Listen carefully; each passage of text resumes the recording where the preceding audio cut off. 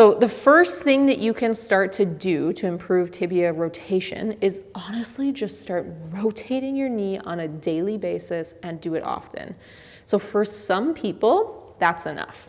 For some people, it's not enough and they actually have to start doing some direct work on the knee, which we're gonna come to next. But what I mean by just start rotating your knee is just be aware of your femur. So you could do this sitting in a desk, you could do this sitting on the ground, you could do this just free floating in the air.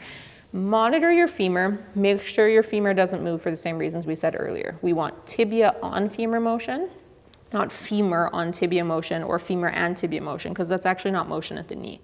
So once you've got that, you're also going to monitor your ankle just like we said before. And I like to actually think about digging my heel into the ground and pulling it towards me so that I can feel my hamstrings on either side. This is something you'll hear me talk about in many of the classes because your hamstrings are a pulley system that help to rotate your knee. So if you can feel those hamstrings, especially if you struggle with knee rotation, it'll give you some feedback, especially if you can't feel what's happening in your knee really well initially.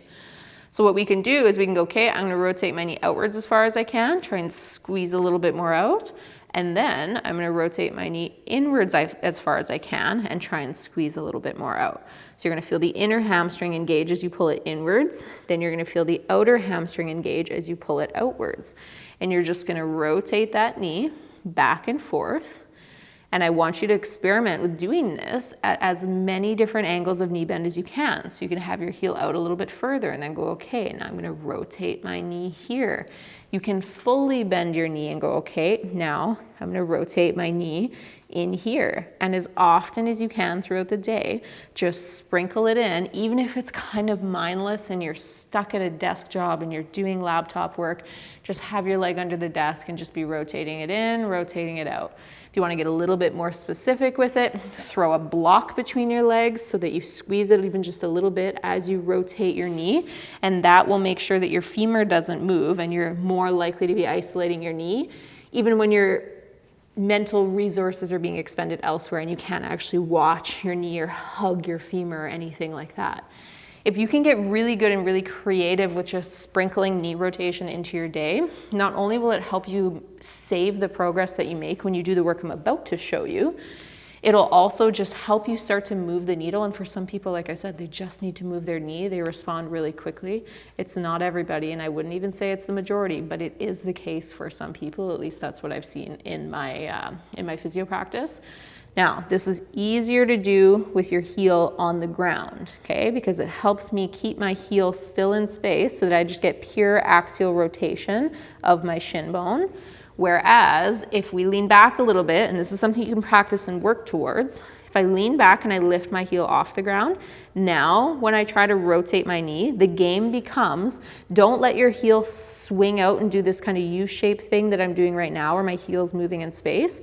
Try to keep your heel right where it is. Imagine a rod going right up through your heel into your knee, and then rotate it outwards as far as you can, and rotate it inwards as far as you can, trying to keep that heel still in space, but without having the ground there for feedback, because now you don't get to feel the ground or feel your heel on the ground. So you're trying to keep it kind of free floating, but keeping your shin such that it just axially rotates without any of this happening, okay? So that's how you can start to improve tibia internal rotation for that knee. Just get it rotating as often as you can. Use stretches like the one that I just showed you. Follow it with things like pails and rails and progressively increase the intensity of those pails and rails over time as you can tolerate it. And as you start to get your knee just exposing your knee, to those loads. And then follow that with tibia rotation and keep rotating your knee throughout the day. And then over time, you can start doing a little bit more in terms of intensity or more frequency. And like I said, use the classes in Operation Human First as a way to explore different ways to train it and start training it regularly throughout the day. I hope that makes sense. If you have any questions about that, please do not hesitate to reach out.